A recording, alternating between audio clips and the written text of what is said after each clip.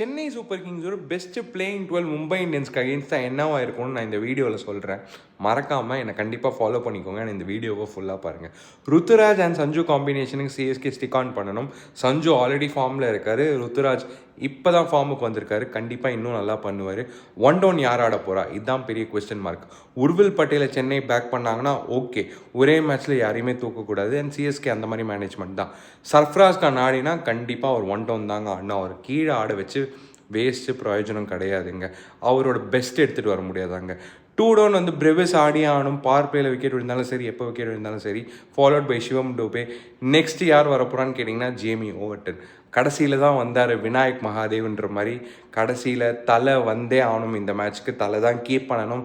தலை தான் ருத்துராஜ் கைடும் பண்ணும். தலை தான் நம்பர் 7 பேட்டிங் ஆடணும் ஆர் நம்பர் 8 பேட்டிங் ஆடணும் அப்படின்னு நம்ம சொல்லிக்கலாம். ஃபாலோட் பை அதே செட் ஆஃப் பவுலிங் லைனப்புங்க. Akeal Hosein, Anshul Kamboj, Gurjapneet Singh and அதுக்கப்புறம் இம்பாக்ட் சப் எடுத்துகிட்டு வரலாம்.